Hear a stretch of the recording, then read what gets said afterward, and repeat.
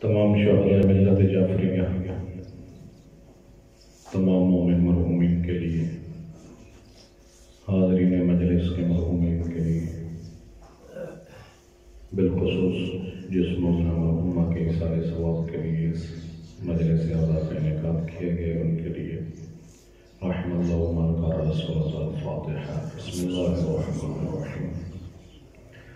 الحمد للہ رب العالمین الرحمن الرحیم مالک یوم الدین ایاک نعبد و ایاک نستعین اهدنا الصراط المستقیم صراط الذین انعمت علیہم غیر المغضوب علیہم ولا الضالین۔ بسم اللہ الرحمن الرحیم۔ قل هو اللہ احد اللہ الصمد لم یلد ولم یولد ولم یکن له کفوا احد۔ بسم اللہ الرحمن الرحیم۔ قل هو اللہ احد اللہ الصمد لم یلد ولم یولد ولم یکن له کفوا احد۔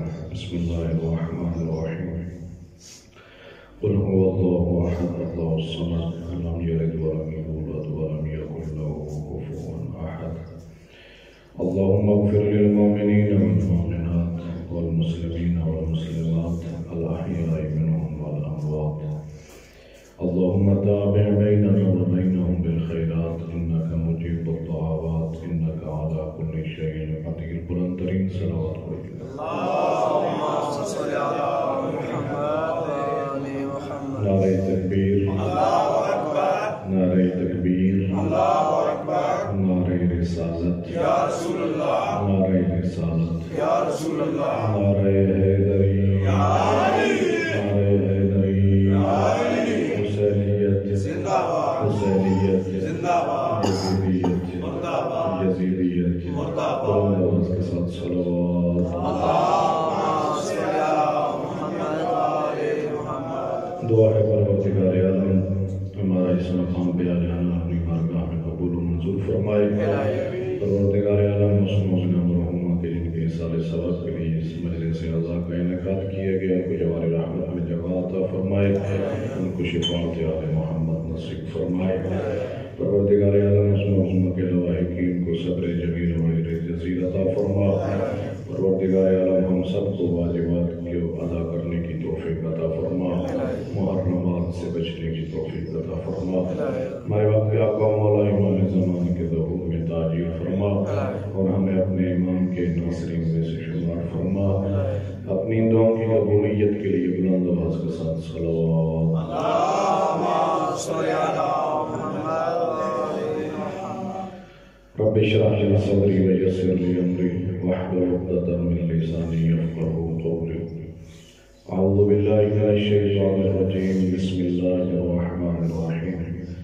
الحمد للہ الذی جعلنا من المتمسکین بولایت علی بن ابی طالب صلوات۔ اللهم صل على محمد وآل محمد۔ الصلاة والسلام على النبی الأمی القرشی المفتحی المکی المدنی محبوب الہ العالمین سیدنا و نبینا و حبیب قلوبنا و طبیب نفوسنا و اقتدانا علی العبد المؤید الرسول المصدد المصطفى الامجد محبوب الہ العالمین ابو القاسم محمد۔ اللهم صل على محمد وآل محمد۔ ثم الصلاة والسلام على آل بیتہ الطیبین الطاہرین المعصومین ولعنۃ اللہ علی اعدائهم اجمعین مرحومین۔ اما بعد فقد قال رسول اللہ صلی اللہ علیہ وآلہ وسلم یا فاطمہ ان اللہ یرضی لرضاک ویغضب لغضبک۔ بلند ترین صلوات پڑھیے۔ اللهم صل على محمد وآل محمد۔ میرے محترم سامعین،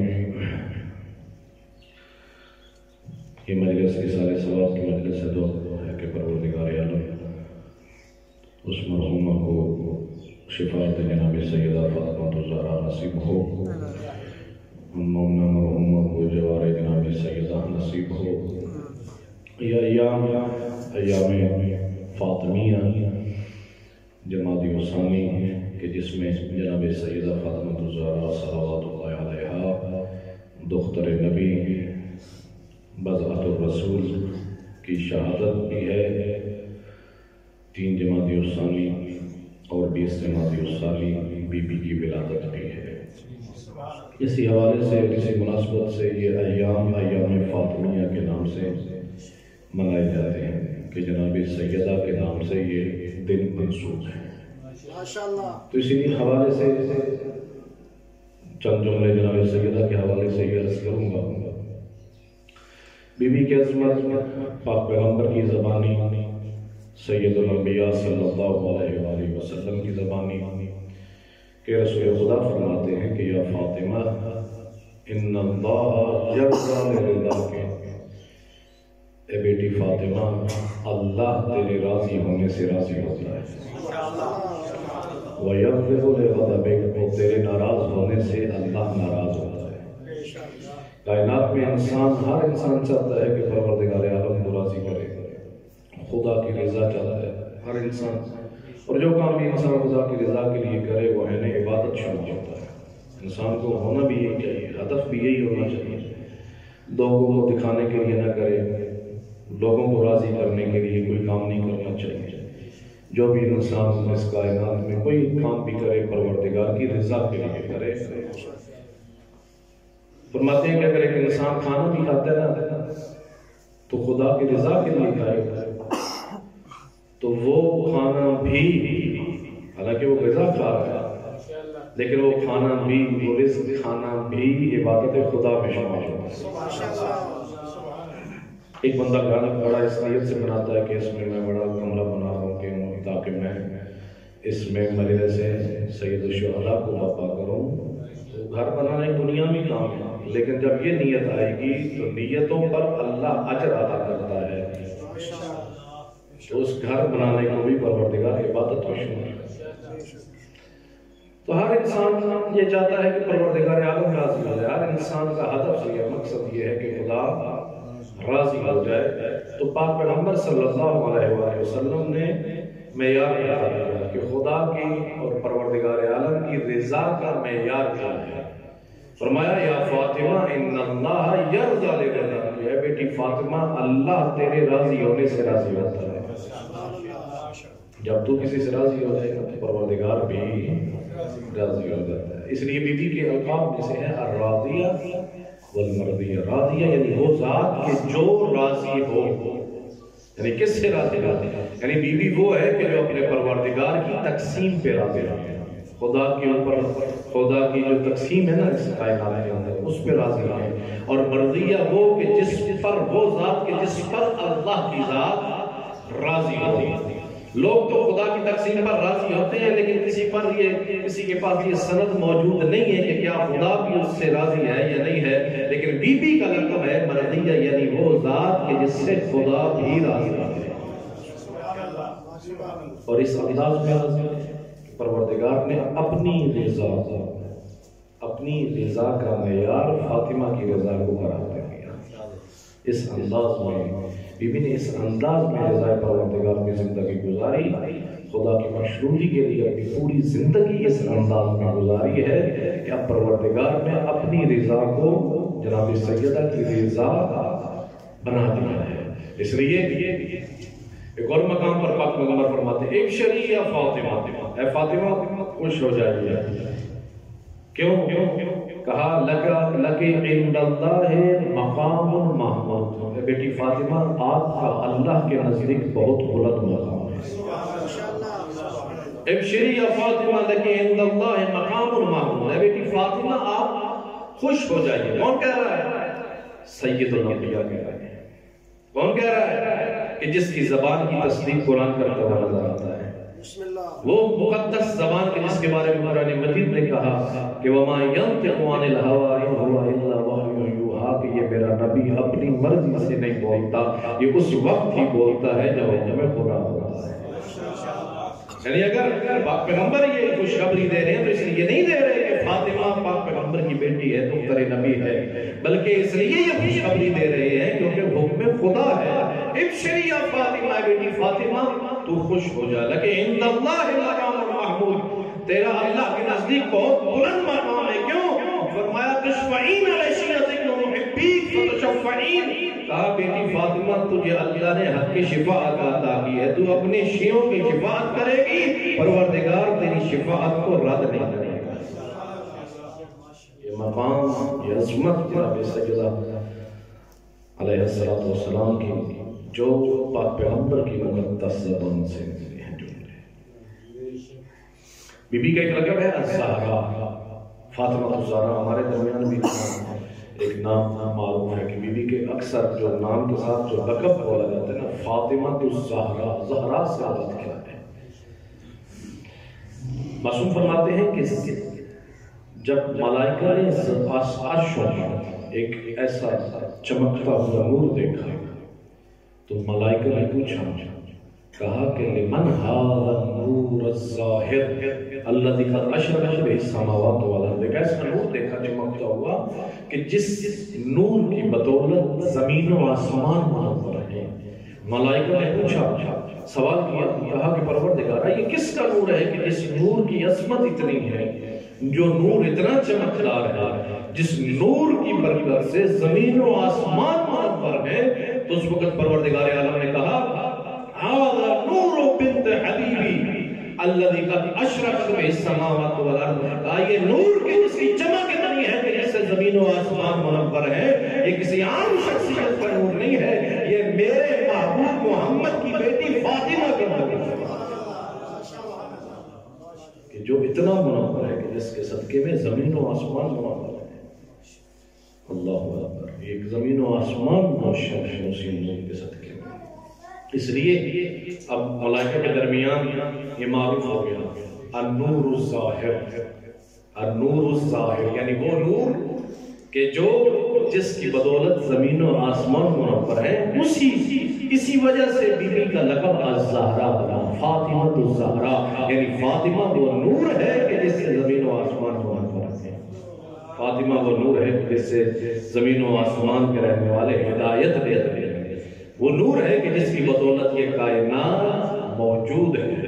کیونکہ جناب سیدہ اہل بیت کے افراد میں سے ایک فرد ہے، وہ اہل بیت کی جس کی عظمت کے بارے میں خود امام صادق علیہ السلام فرماتے ہیں کہ جب جناب آدم کو اللہ نے خلق کیا نا، تو جناب آدم نے عرش کے داہنی جانب دیکھا. کیا دیکھا؟ کہ 5 نور ہیں جو اللہ کی عبادت کر رہے ہیں.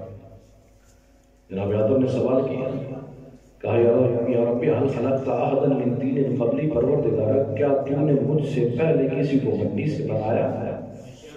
تو اس وقت پروردگار عالم نے کہا لا یا آدم تجھ سے پہلے میں نے کسی کو مٹی سے نہیں بنایا. تو اس وقت جناب آدم نے سوال کیا فمن هؤلاء الخمسة الذين في صورتي وحیرتی. پروردگارا پھر یہ 5 کون ہیں میری صورت میری حیات میں تیری عبادت کر رہے ہیں؟ تو اس وقت پروردگار عالم نے کہا یا آدم لولاہم لما خلقت. اے آدم اگر یہ 5 نہ ہوتے تجھ کو نہ بناتا. پھر فرمایا لولاہم لما خلقت العرش ولا الکرسی ولا السماء ولا الارض ولا الجنة ولا النار. اے آدم اگر یہ نہ ہوتے نہ عرش کو بناتا، نہ فرش کو بناتا، نہ زمین کو بناتا، نہ آسمانوں کو بناتا، یہ کائنات خلق نہ کرتا، یہ جنت و جہنم کو نہ بناتا، یہ جن و انس کو نہ بناتا، نہ ملائکہ کو خلق کرتا. کہا اگر پوری کائنات خلق کی ہے تو ان 5 کی محبت میں. اور پھر تعارف کروایا، کہا لہم 5 اسماء مشتقۃ من اسماء. کہ 5 نام میں نے اپنے 5 ناموں سے بنائے ہیں، مشتق کیے ہیں. پھر تعارف کروایا، کہا انا محمود وہذا محمد. میں محمود ہوں یہ محمد ہے. انا العالی وہذا علی. میں عالی ہوں یہ علی ہے. انا فاطر السماوات والارض وہذا فاطمہ. میں فاطر السماوات والارض ہوں یہ فاطمہ ہے. انا المحسن وہذا الحسن. میں محسن ہوں یہ حسن ہے. انا قدیم الاحسان وہذا الحسین. میں قدیم الاحسان ہوں اور یہ حسین ہے. صلوات پڑھیے.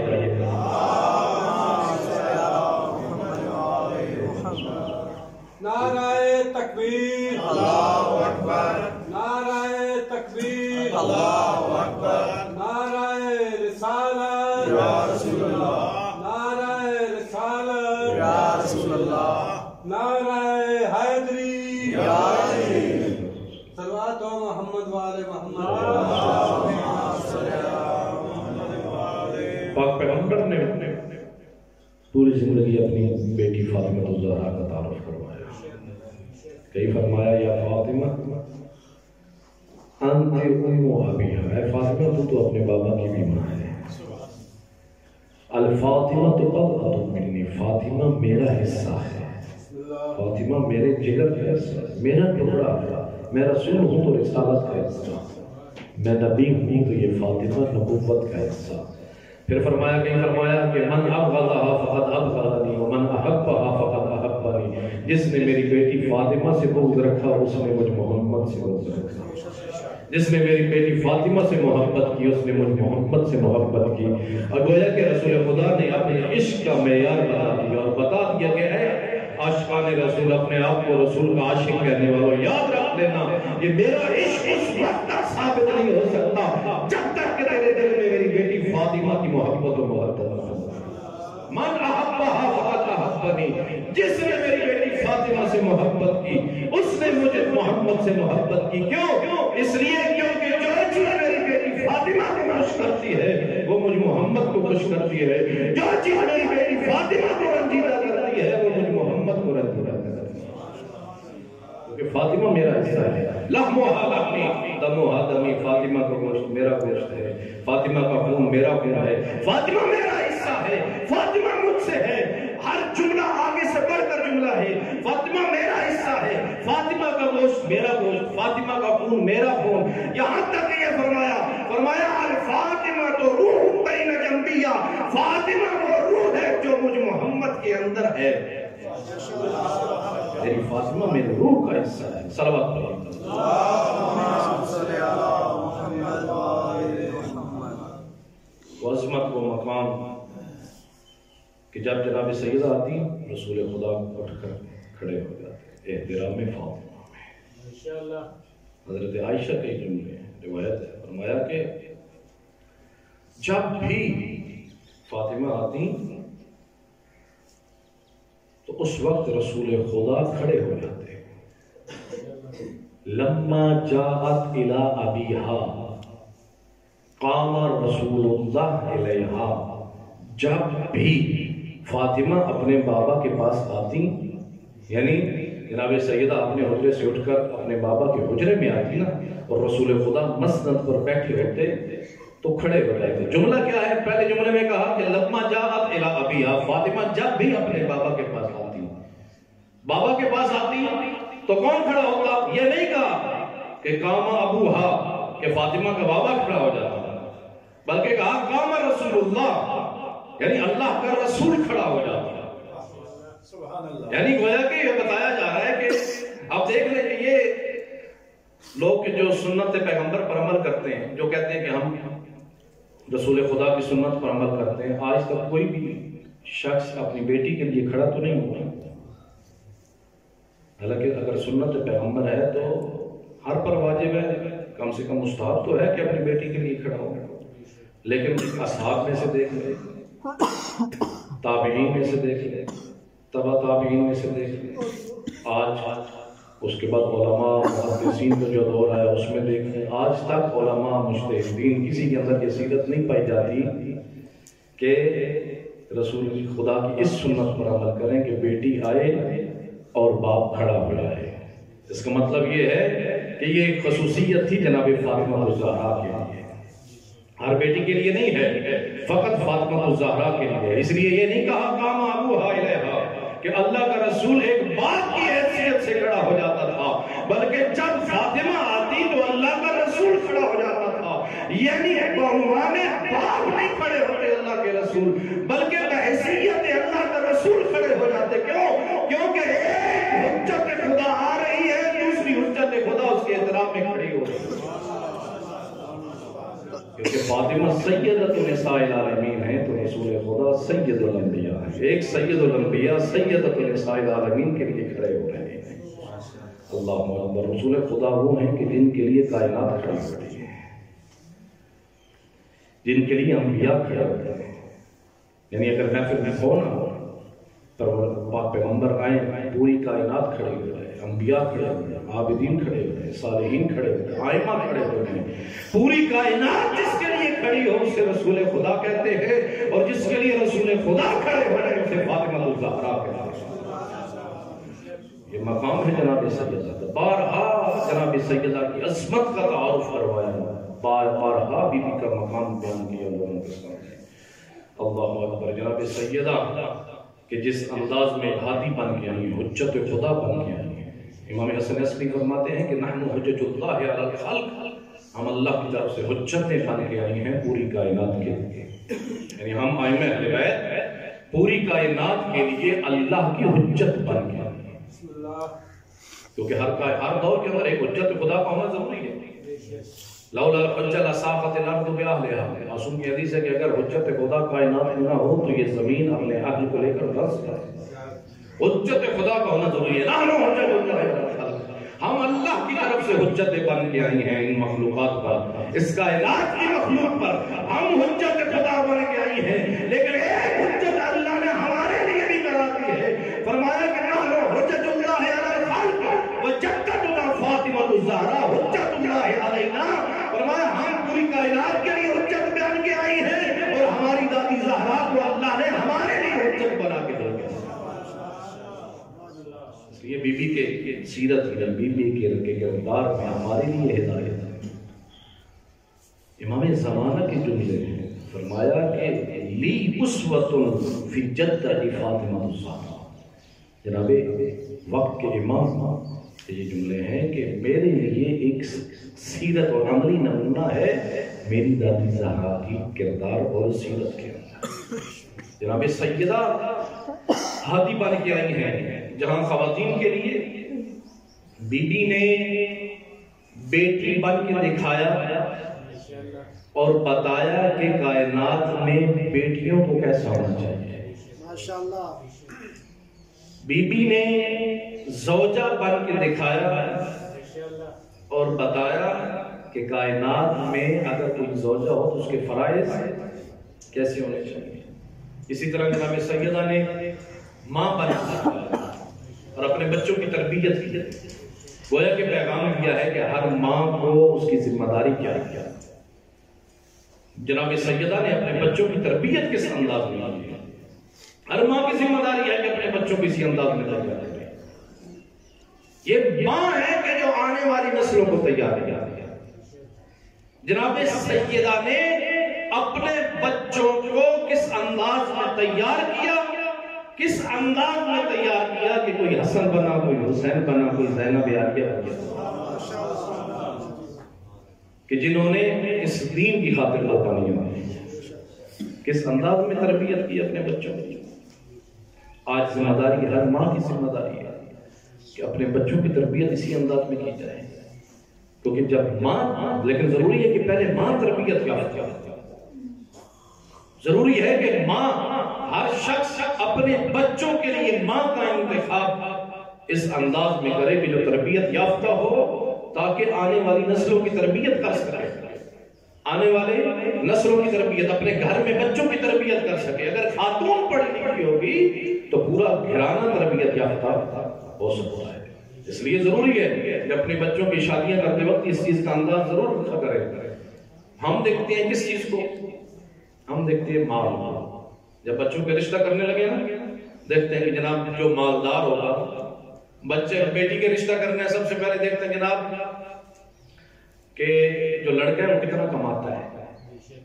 سب سے پہلے پوچھتے ہیں لڑکا کرتا کیا ہے، کتنی زمین ہے، کتنا کوئی رقبہ ہے، کتنی جاگیر ہے، مال کتنا ہے. بنیادی چیز یہ دیکھی جاتی ہے کہ لڑکا مالدار کتنا ہے.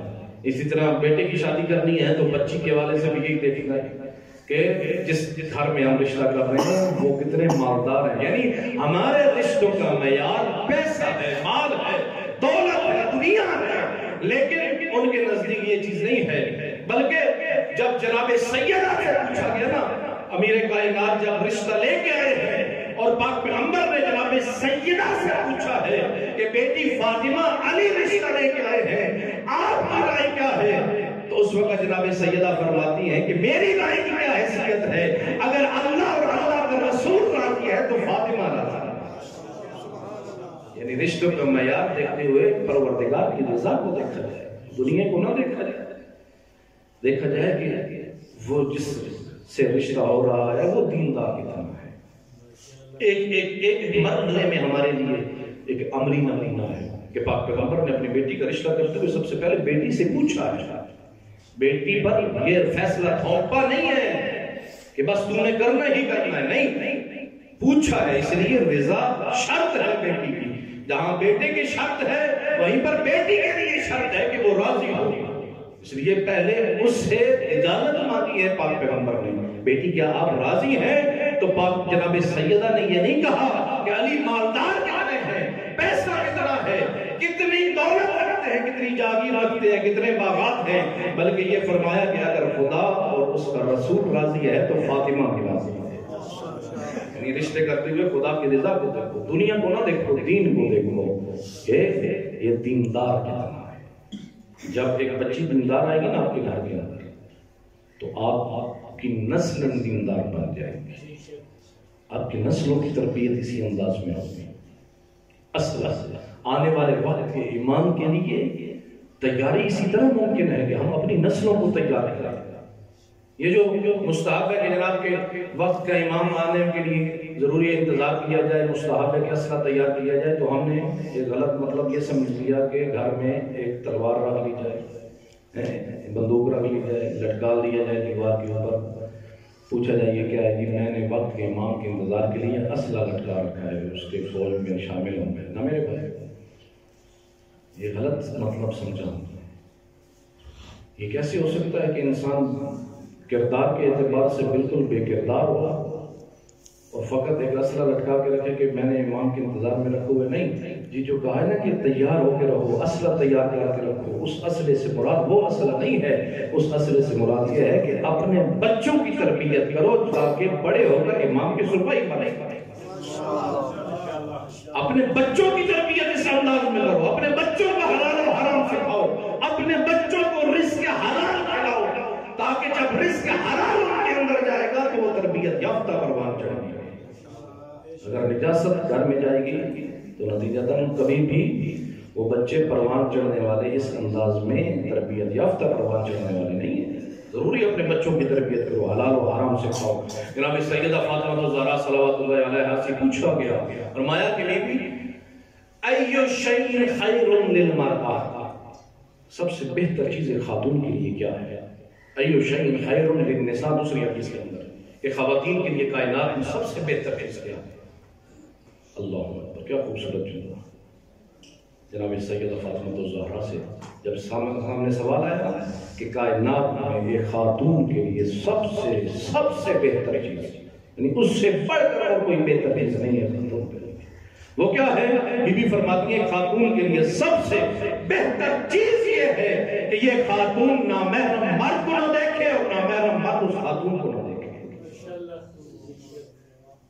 تو جو فرمایا آپ نے کہ خاتون کے لیے سب سے بہتر چیز یہ ہے، یعنی بی بی نے معاشرے کا بنیادی اصول بیان کیا، ایک نظام بتا دیا، نظام حجاب، یعنی اپنی خواتین کو حجاب با حجاب بناؤ، اپنے معاشرے کے خاتون کو با حجاب بناؤ۔ ہمارے معاشرے کے اندر جتنی برائیاں ہیں اس کی بنیادی وجہ یہ ہے کہ ہماری خاتون بے حجاب ہے۔ ہم نے اپنے معاشرے کے اندر حجاب کو پروان نہیں چڑھا۔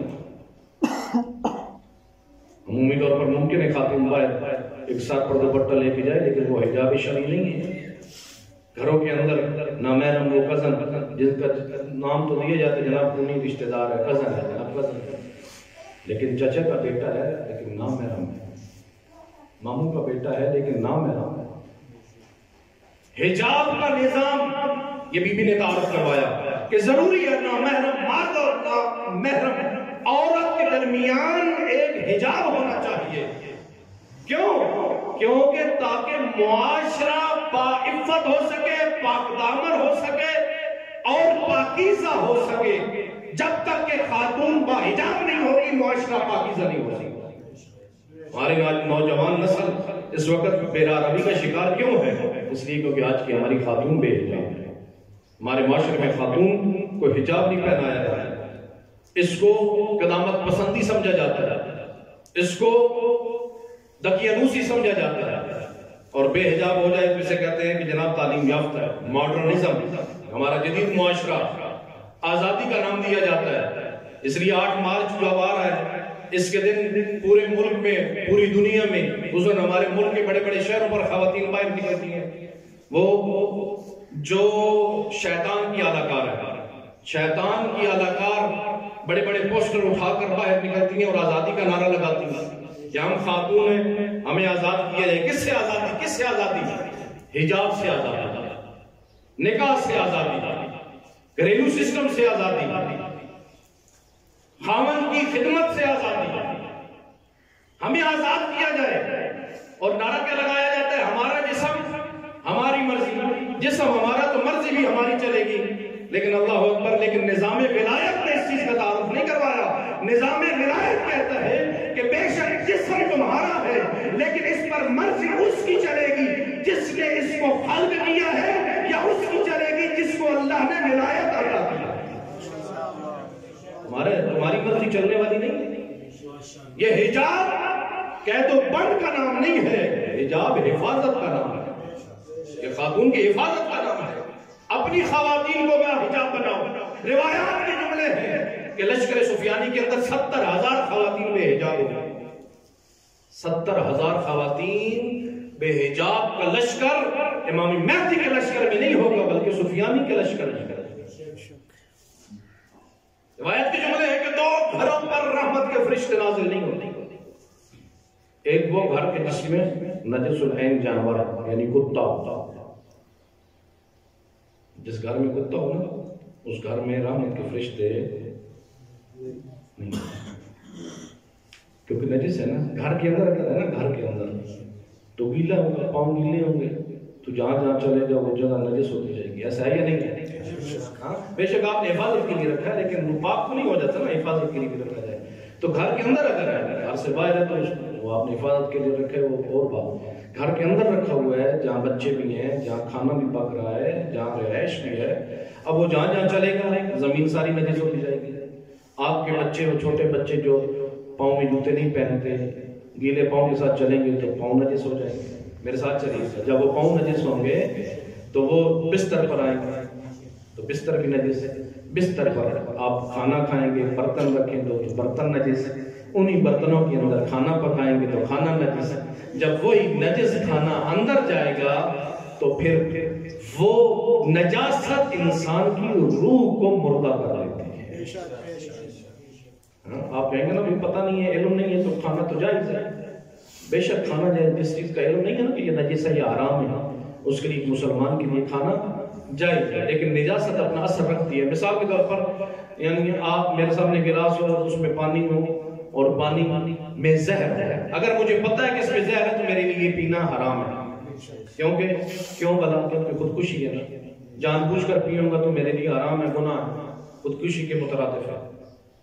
لیکن اگر مجھے پتہ نہیں ہے تو میرے لیے پینا جائز ہے یا حرام ہے؟ جائز ہے، کیونکہ پتہ نہیں ہے، پھر اس پانی کو پینا میرے لیے جائز ہے۔ لیکن جب میں پیوں گا تو چونکہ مجھے پتہ نہیں ہے کہ اس میں زہر ہے، کیا زہر اپنا اثر نہیں کرے گی؟ زہر اپنا اثر کرے گی، جس طرح زہر اپنا اثر کرے گی اور جسم کو مردہ کر دیتی ہے، اسی طرح نجاست روحوں کو مردہ کر دیتی ہے۔ آپ کو اندازہ ہوا کہ ہماری روح، ہماری آنے والی نسلیں کیوں نہیں تربیت یافتہ ہو رہی؟ ہم آج ہماری معاشرہ کیوں نہیں تربیت یافتہ ہو رہا؟ کیونکہ ہماری غذاؤں میں نجاست ہے، ہماری غذائیں پاکیزہ نہیں ہیں، اس لیے اپنی غذاؤں کو پاکیزہ کرنا۔ معصوم فرماتے ہیں کہ اس گھر کے اوپر رحمت کے فرشتے نازل نہیں ہوتے جس گھر میں نجس العین جانور یعنی کتا ہو، اور اس گھر کے اوپر بھی رحمت کے فرشتے نازل نہیں ہوتے جس گھر میں ایک بے حجاب خاتون رہتی ہے۔ اللہ، کس انداز میں آپ نے دیکھا کہ آج ہمارے گھروں میں یہ رحمت کیوں نہیں نظر آتی؟ بے برکتی ہی بے برکتی، لڑائی جھگڑے، رزق میں کمی، بیماریاں، بے برکتی ہے، رحمتیں نازل نہیں ہوتی۔ وجہ یہ ہے کہ ہمارا معاشرہ بے حجاب ہے، خاتون بے حجاب ہے۔ اپنی خاتون کو باحجاب بنا۔ بیوی سے پوچھا گیا سب سے بہتر مرد کے لیے کیا ہے؟ ایو شیء خیر للرجال، یہ تو تھی نا عورتوں کے لیے۔ وہیں پر بیوی سے پوچھا گیا کہ جناب سیدہ سے، امیر کائنات نے پوچھا کہ اے دختر نبی مرد کے لیے سب سے بہتر کیا ہے؟ ایو شیء خیر للرجال، تو بی بی نے فرمایا کہ سب سے بہتر مرد وہ ہے کہ جو اپنے گھر والوں کے لیے بہتر ہے، اپنی فیملی کے لیے بہتر ہے، خواتین کے لیے نرم مزاج ہے، اپنے گھر والوں کے لیے، یعنی خاندانی سسٹم بھی بی بی نے متعارف کروایا کہ گھر میں خاتون کو عزت دو، اس گھر کے اندر اپنی خاتون کو اپنی کنیز نہ سمجھو، غلام نہ سمجھو، خاتون کو اسلام نے خاتون کو کنیز نہیں بنا کے بھیجا بلکہ گھر کی ملکہ بنا کے بھیجا، خاتون کو عزت دو، مقام دو، یہی گھر کا سسٹم ہے کہ جب مرد کی مردانگی اس میں نہیں ہے کہ وہ اپنی خاتون پر ظلم کرے اور اس کو اپنی کنیز سمجھے، بلکہ مرد کی مردانگی اس میں ہے کہ وہ مرد اپنی خاتون کو عزت دے۔ آج پیغمبر نے فرمایا تھا خیرکم خیرکم لأہلکم، تم میں سے سب سے بہتر وہ ہے کہ جو اپنے گھر والوں کے لیے بہتر ہے۔ وَأَنَا خَيْرُكُمْ لِأَهْلِي، میں تم سب سے بہتر اپنے گھر والوں کے لیے، یعنی پاک پیغمبر نے فرمایا۔ بی بی نے یہ تعارف اس انداز میں کروایا کہ گھر کا سسٹم کیسا ہونا چاہیے کہ اپنی خاتون کو عزت دو، اپنی خواتین کو عزت دو، جس طرح بیوی پر واجب ہے کہ وہ مرد کے فرائض انجام دے، اسی طرح مرد پر واجب ہے کہ وہ زوجہ کے حقوق کا خیال رکھے، زوجہ کے حقوق کا، اپنے گھرداری کا خیال رکھے، اپنے بچوں کا خیال رکھے، تربیت کا نظام ہو، سسٹم ہو اپنے گھر کی تربیت کے اندر۔ اپنی بیوی سے جب نرم لہجے میں بات کرے گا تو وہاں اولاد بھی ہے، اس گھر کے اندر اولاد بھی ہے، وہ بھی سن رہی ہے۔ جب باپ نرم مزاج ہوگا تو اولاد بھی اسی انداز میں پروان چلائے گی، لیکن اگر باپ سخت گیر ہوگا اپنے گھر والوں کے لیے تو اس کی اولاد بھی اسی انداز میں گھر والوں کے لیے سخت گیر ہوگی۔ وہ جب بچے پروان چڑھیں گے تو غیر تربیت یافتہ، اور خصوصاً وہ گھر کہ جن گھروں کے اندر لڑائی جھگڑا ہے، میاں بیوی کے درمیان لڑائی جھگڑا ہے، بیوی اپنے شوہر کے ساتھ لڑتی ہے، شوہر بیوی کے ساتھ لڑتا ہے اور اپنے بچوں کے سامنے لڑتے ہیں، تو نتیجتاً کیا ہوتا ہے کہ بچے نفسیاتی مریض ہو جاتے ہیں، بچوں کی تربیت نہیں ہو پاتی۔ آج ہمارے معاشرے کے اندر اگر کوئی بچہ نفسیاتی مریض ہے تو اس کی بنیادی وجہ یہ ہے کہ اس کے گھر میں تربیت نہیں ہو پاتی۔ سب سے پہلی درسگاہ گھر سے شروع ہوتی ہے۔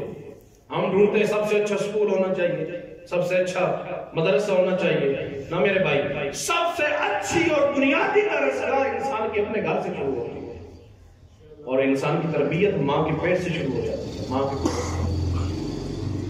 اس انداز میں وہ ایک عالم دین کے پاس وہ پانی کو تقسیم کرنے والا آیا نا، اس نے کہا کر کہ عالم دین سے کہا کہ آپ کے بچے نے میرے مشکیزے میں تیر مار دیا،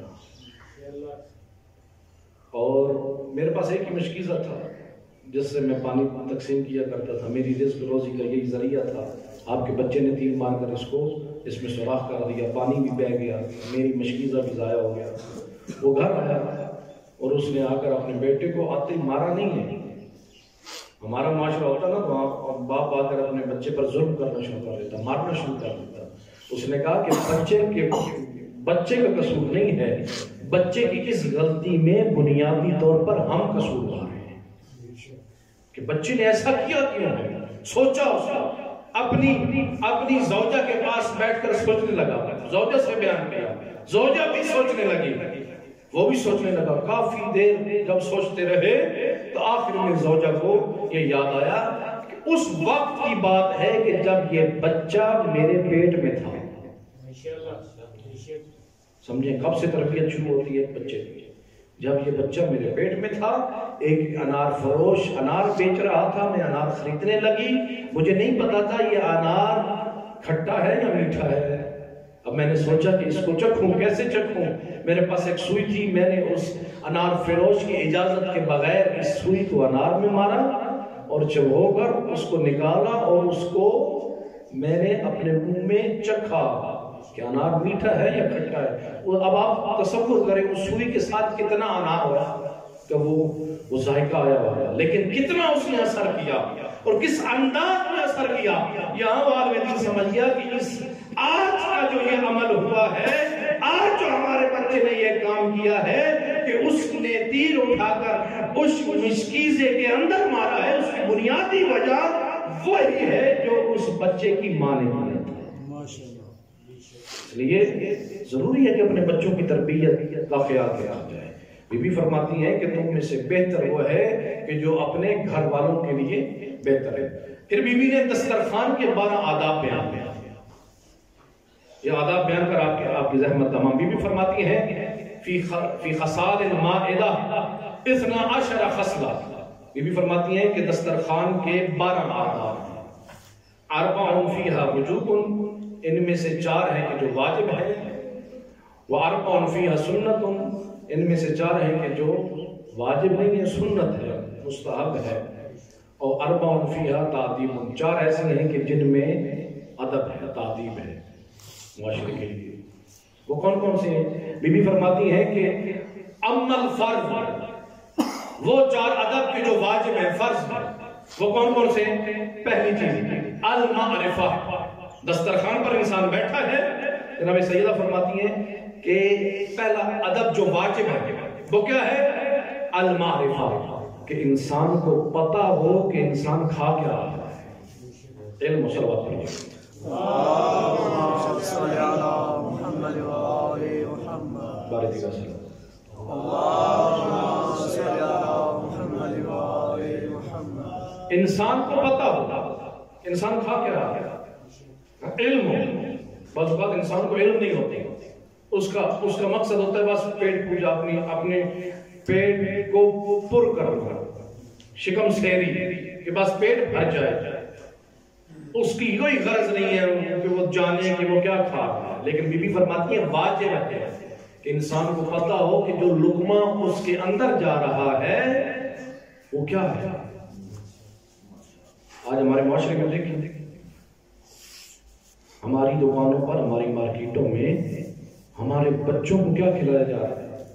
ایسی ٹافی، ایسی وہ پاپڑ گلیز وغیرہ کھلائے جا رہے ہیں، ایسی نوڈلز وہ جو سوئیاں بنائی جا رہی ہیں اور ہمارے بچوں کو کھلائی جا رہی ہیں۔ اگر ان کی انگریڈینٹس میں آپ دیکھیں، اجزائے ترکیبی جن سے وہ چیزیں بن رہی ہیں، ٹافیاں، وہ پاپڑ لیز وغیرہ، اگر ان کی انگریڈینٹس میں دیکھیں نا تو لکھا ہے باقاعدہ کہ ان میں سور کی چربی کھلائی جا رہی ہے۔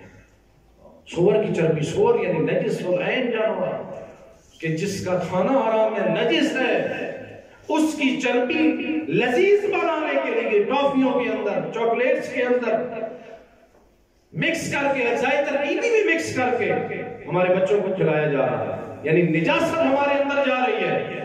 اب سمجھ میں آیا کہ ہمارا معاشرہ تربیت یافتہ کیوں نہیں ہو رہا؟ باپ جتنی کوشش کرتا ہے، ماں باپ جتنی کوشش کرے اپنے بچوں کو اسلامی ماحول میں پروان چڑھائیں، قرآن سکھائیں، دینی تعلیم دیں، درسگاہ کے اندر بھیجیں، اپنے گھر کا اسلامی ماحول بنائے، لیکن جب اس بچے کے اندر نجاست جائے گی کبھی اس بچے کی تربیت نہیں ہو سکتی۔ المعرفہ، انسان کو پتا ہوتا کہ میں اپنے بچوں کو کیا کھلا رہا ہوں۔ آج ہمارے پاس وہ جو گھی بن کے آ رہا ہے وہی نجاست سے بن کے آ رہا ہے، مرداروں سے بنایا جا رہا ہے۔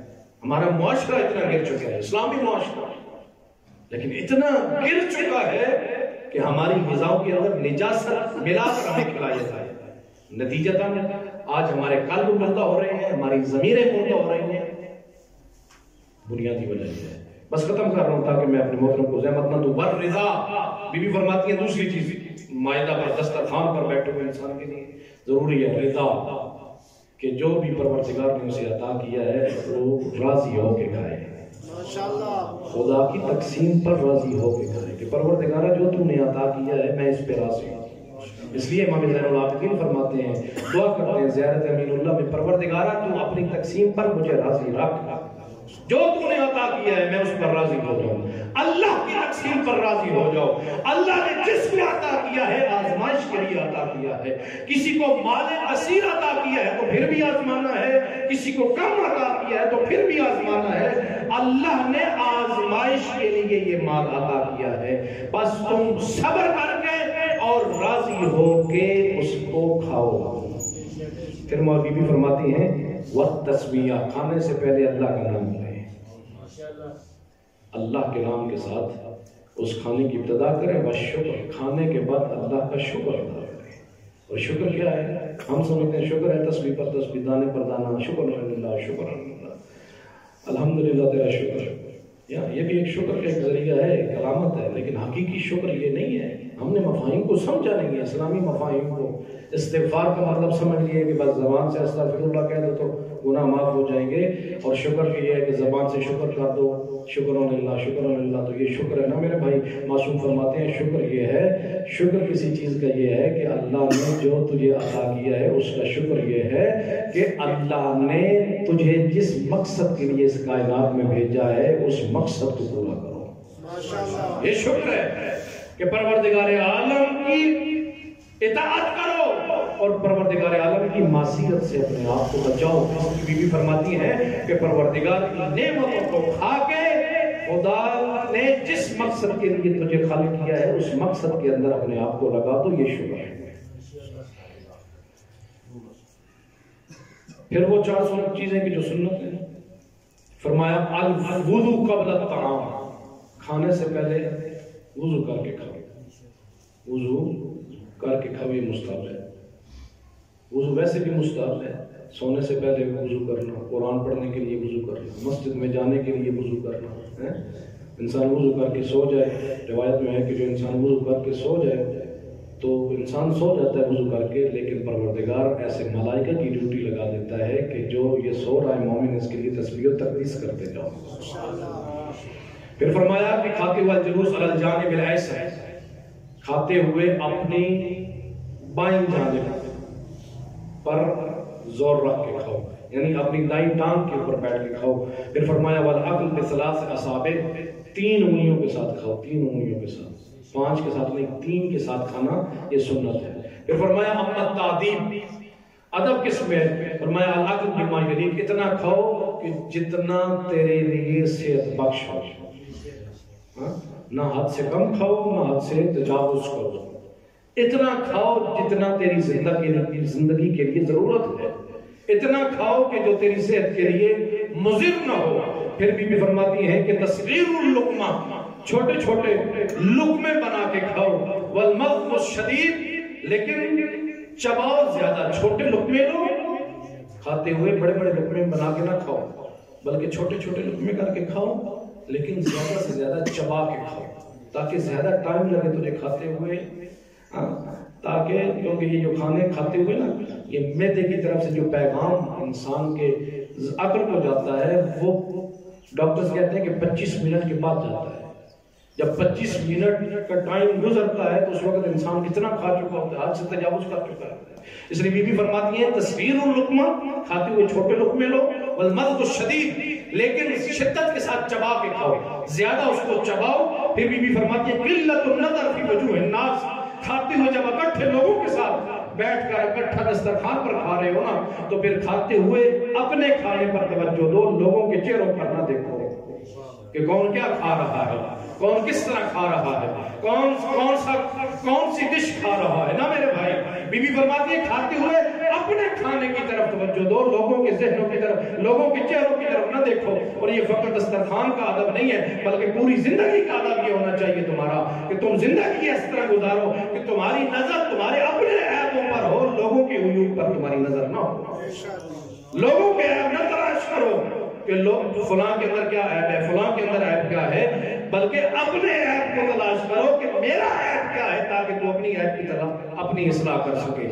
اگر لوگوں کی طرف تیری نظر ہوگی تو پھر تو اپنے عیبوں کی طرف نظر نہیں کر سکتا۔ صلوات پڑھیں۔